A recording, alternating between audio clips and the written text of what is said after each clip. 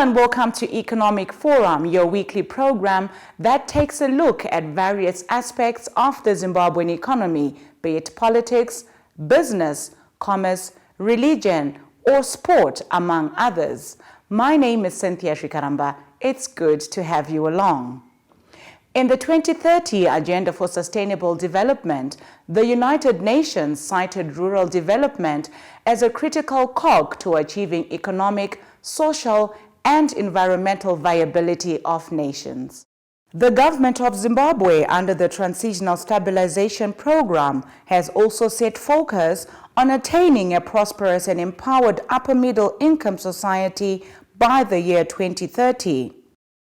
With the majority of Zimbabweans living in rural areas, government's vision of achieving an upper-middle income society by the year 2030 hinges on unlocking the potential in rural Zimbabwe. Development experts have therefore cited agriculture as the foundation to develop marginalized societies through creation of vibrant food systems and agro-based industries that are well connected to urban zones. In this respect, the Traditional Grains Producers Association has identified the traditional African homestead as a starting point to revitalize the economy by tapping into the wealth of culture and heritage of our societies. About 7 kilometers northwest of Morambinda Growth Point in BUHERA district is the Taranike compound, a model homestead in Mukoto village that the association has picked to be the center of a vibrant agricultural project which is going to turn the fortunes of local livelihood through production of small grains and other export-oriented crops by women. On our several visits to BUHERA, we were inspired by how they intend to turn the fortunes of rural women.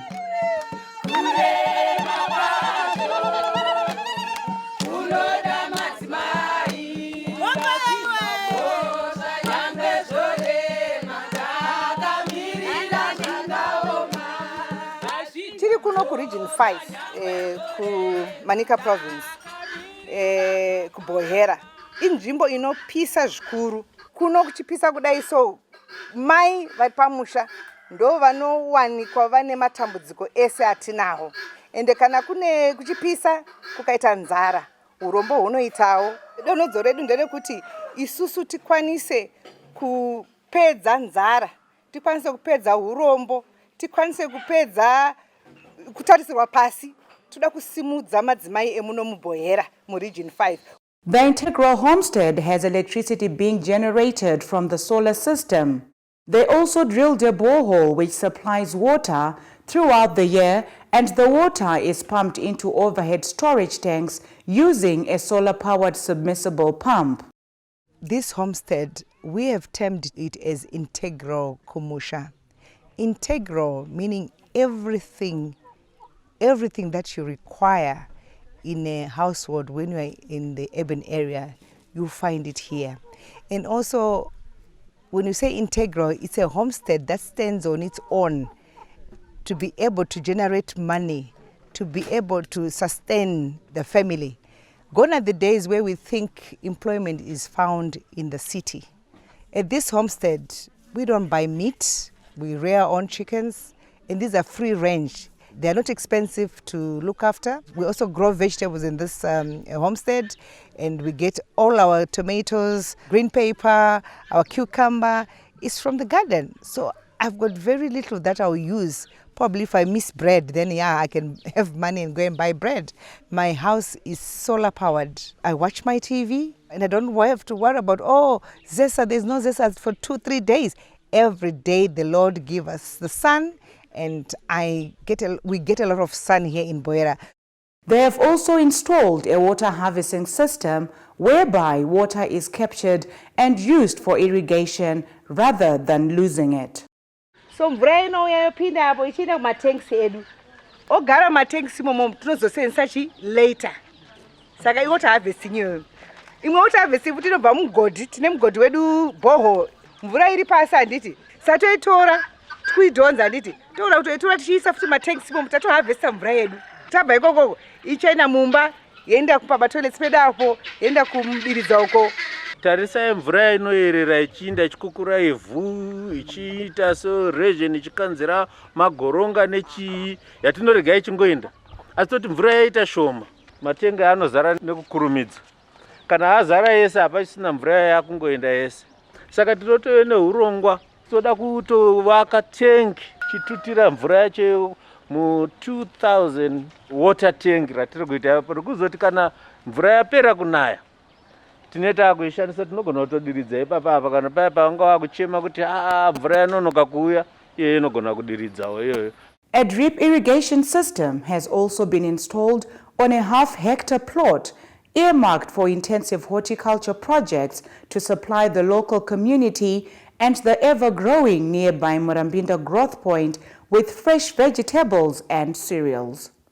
Zvamurikuona panapa izvi takazvirima pano tikazvipakeja pano kureva kuti takatoedha value kana tazvipakeja kudai. Tine bonus beans, tine mufushwa wedu wecabbage, tine mapfunde edu, tine mhunga yedu, tine nzungu, tine maorange, tine sunflower, tine matomatisi edu atinawo, tine mazai atinawo, tine mbambaira dzatinadzo dziri mumunda, tine garlic iri mumunda. Saka ndo zvatinoita izvi pano mu region 5 kuBUHERA. Join us in the second segment as we look at efforts being done to turn BUHERA into a hub of rural and economic development.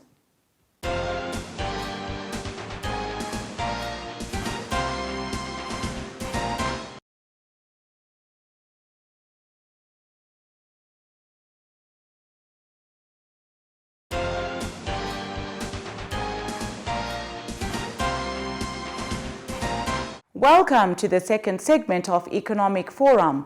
We are in BUHERA District, Mukoto Village, where the Traditional Grains Producers Association, together with the Taranike family, developed the integral Kumusha concept to uplift rural livelihoods, thereby reviving the Zimbabwean economy at large.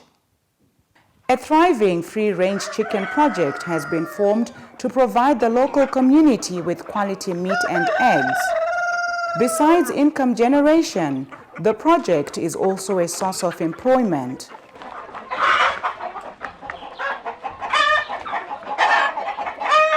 Tochengeta huku dzichikaranga dzichivanhu ma-free range. Tine mhando dzakasiyana siyana. Tine maboshi, tine mabosh road, tine makyokyo, tine black australorp, tine Delaware. Huku idzi tinodzichengetera e-business yatiri kuita. Dzinoleya ma-eggs. They are very good layers yemazai. Almost one bird, an average of 1 egg per day. Saka na dziri 100, pick about 85, 80 eggs per day. Mazai tinoita natural hatching. Tinopa huku zedu idzodzi dzinorarira mazai adzo. Huku idzodzi tinodzifeeda nemhunga yatinorima muno muBUHERA, mapfunde yatinorima muno muBUHERA, masunflower tinorima ayaya. Mazuvano vanhu vakawanda vari kungotaura nezve good eating, healthy habit kuti vadye zvakanaka zvine utano. Saka hapana maconcentrate ayaya atinopa huku dzedu. Saka you find kuti huku yedu taste yacho yakatosiyana nebroiler. Nyama yacho iri very tasty. Inonaka rotozwa kuti iyi road runner yasiyana nebroiler. Business rehuku tichitanga kuriita ndakatanga ndiri 1 asi dzichikura ndakawana kuti ndiite vanondibetsera nokuti zvinodzawanda more than 500 huku dzatinadzo. Saka vanotibetsera tine 2 vakomana tinotanga nehuku dzedu tichiita 2 ivava ndeve local community. Saka tatocreate employment for the local community. Despite the dry spell which affected crops within the area, the Taranike family had a decent harvest as they managed to irrigate their crops throughout the farming season. They also have an orchard with fruits which prompted them to venture into beekeeping to enhance pollination. Zatinofanira kunga techiita ndezvekuti panoita kuti tiise nyuchi tarima chikafu kana kuti macrops ngatitore toisa nyuchi. Nyuchi dzobatsiridza kuti macrops adini akwanise kunga achiita. Yield ino-increase kana kuti inowanda kana kuti goho rinowedzerwa. Saka nyuchi ngatidzitore isusu se-input. Nhasi unoda kuti nyuchi hadzisi ndori nyuchi. Nyuchi input kufarming. Uchi uimari $5 kabotora. It's money. Unosenzwa neuchi wakagara zvako. 5 US mari yakanaka chaizvo. Mukaita bucket munoita mabhotoro 20 ane kuraudzai. 20 times 500 US. Kwangunzi mwana ashaya nzvimbo yechikoro muri kutaura kuti chikwemi chaizvo. Beekeeping ibasa guru. Zvino beekeeping inoitwa kuAfrica nekuti kunopisa. Kuna na England uko haiti beekeeping. Kunotonhora. Asi vanodya uchi zvakanyanyisa kupinda isusu. My exports are foreign currency. The beekeeping project is also going to enhance a sunflower production scheme, which is already underway. We as a nation, we don't grow sunflower at the scale it should be grown. Our neighbor, South Africa, 5 years ago, she was producing 250,000 metric tons of sunflower seed. Today, South Africa produces 1.2 million metric tons of sunflower seed. And guess what? Zimbabwe is an importer of cooking oil. Now, why don't we grow sunflower as an economy? There is no answer which anyone can give us successfully. Sunflower speaks to climate. It's about sun. There is less water now. This crop is in region 5. Look at how healthy it is. Sunflower must be grown in all regions in Zimbabwe, especially region 3, 4, and 5. It becomes our raw materials. We engage our farmers. It's income generation in marginal constituencies. That's development. That's rural development. Sunflower in it at 2.5 months. Inenge mature. 2.5 months. Aina zvirwere zvokuti inoita chirwere chakati aina. Inoita mafuta akanaka chaizvo akakorera anoita kuti imi neni tene utano hwakanaka. Zvasvinwa zviya zvoiswa kustock feed. Nyangwe chibage hachapindi chakawanda. Takusenzesa masunflower. Nyangwe tikazosenzesa zvedu tonosenzesa na mapfunde but hachaisa akawanda nokuti taane zvimwe zvatinge tinazvo. Join us in the third and final segment as we continue looking at community development initiatives in BUHERA district.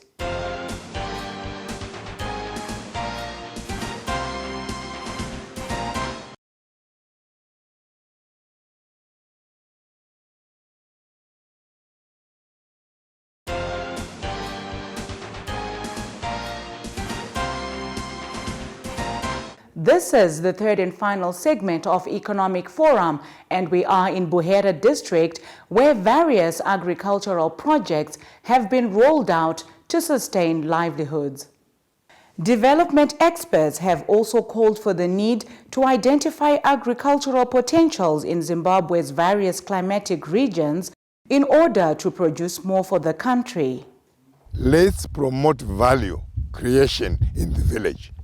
We have seen in numerous parts of the country throughout Zimbabwe, highlighting that value is trapped in the village. Let's identify what grows in Mutoko, in Bikita, in BUHERA, in Nyanga. For example, if you go to Chiredzi, by and large, sugarcane is the leading crop. If you go to Manikaland, if you go to Honde Valley, it's about tea. If you go to Muzalabani, it's about cotton. If you go to Gogwe, it's about cotton. That's crop leadership. Let's do that. That's the main crop, and then you grow others. But there are also universal crops which can be grown throughout the country. Let's now reflect and say, look, migration back to the village, creation of value within the village, exports from the village. We must grow ginger, we must grow garlic, we must grow pepper, we must grow groundnuts, we must grow sugar beans. Those are minimum positions which do well in all our 5 ecological regions. Through the production of export-oriented crops such as garlic, ginger, and chili, there is going to be effective participation of rural women in the mainstream economy. We also starting to grow ginger, garlic, and miripiri, that's chilies. These crops have got such high value. So in other ways, I can term it to say growing forex in the rural. And we can grow this ginger in groups and we actually generating our own forex. The government at the moment is struggling to get forex, but we can get forex through these crops.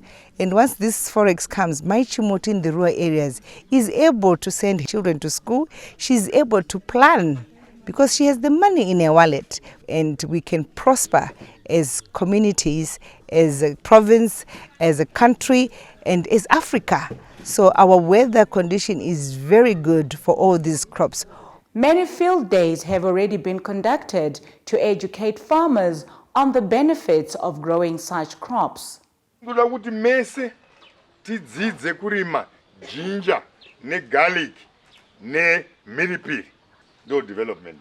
Toita mufananidzo kuno kuBUHERA. Toda kuti tiise icho tinoti chioniso how it should be done. Paniswa borehole rinosenza nezuva. Anti makuzowa solar power kai. Ne fencing. Pacharimwa milipili. Pacharimwa ginger. Pacharimwa garlic. Atichaende kuchitungwiza vawo undotsvaga basa ayo. Tichimuka mudzimba medu toenda pafactory pedapo. Nekuti zvine mutengi ari kunze kwenyika. Muri kunzwa zviri kutaura izvi.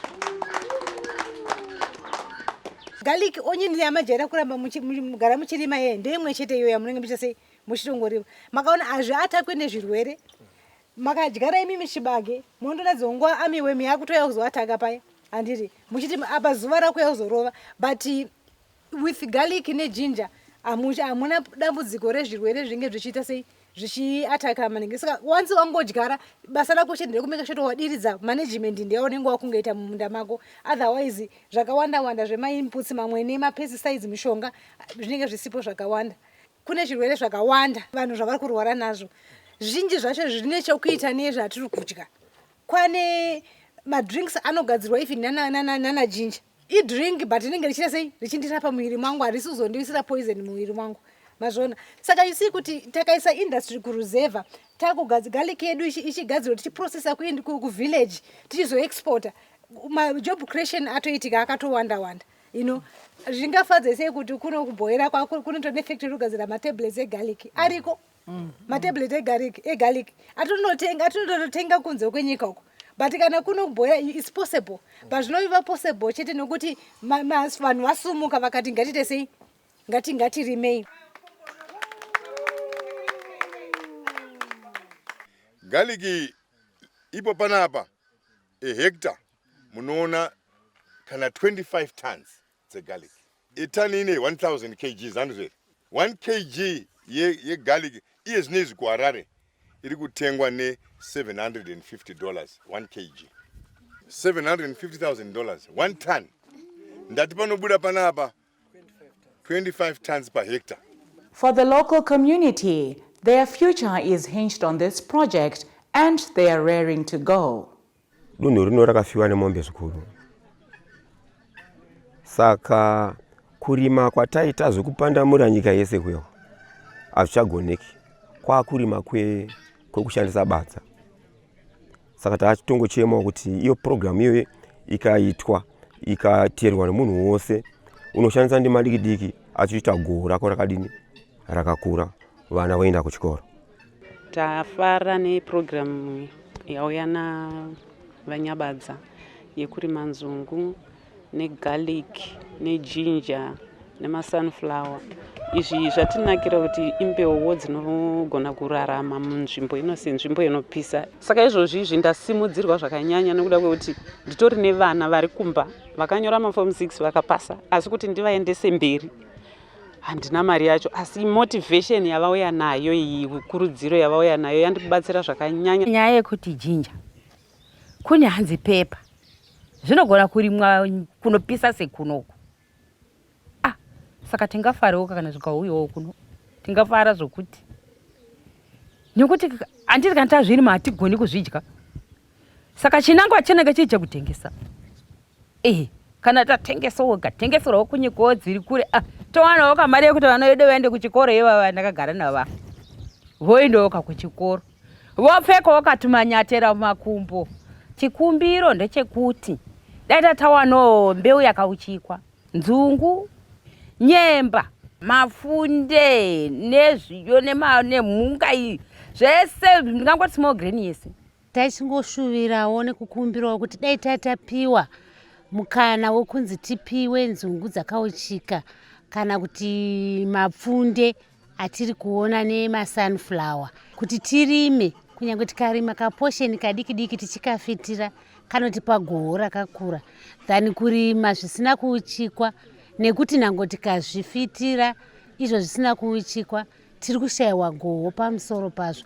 Takungokumbira bedzi kuti dai tawana mairrigation naiko kupuwa mbetswa dzakauchikwa dzinoita kuti ndikaisawo ndinokasira kuripa nenguva yakafanira, ndichiwana mari nenguva yakadini yakafanira, zvichiitira zvakanaka.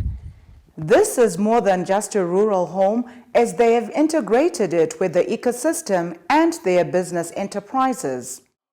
The project has received blessings of the community leadership, who have described it as a touch of a genius. Zvakaitwa na Taranike is more than just a touch of genius. Wakagadzira musha wake achipfuurira mberi nokutsvaka dzidzo nokutsvaka zivo. Muno tinoti model home. Tinoshuwira kuti dai vana vakapfuurira vachiitawo izvozvo. And we are inviting more people to come and see and learn so they can go and start their own homes, their model homes in their areas. Plans are underway to engage universities within Manicaland province in order to create a strong research academy that will see the community developing into a great economy, which should eventually impact the national economy. With this in mind, Vision 2030 is possible. With the government vision, which our president, E.D. Mnangagwa, is running with 2030, to become a middle income population. So we are requesting for funding, if the government can actually have a separate funding for these projects, so that the rural woman or the rural families can have their life uplifted. We want Kumusha to be the same as urban. It should be just the different location, but we are having the same benefits and the same everything, if not to be better than them. And we would encourage everyone to say, let's come back home, let's build our Kumusha, let's leave a legacy for our children and for generations to come.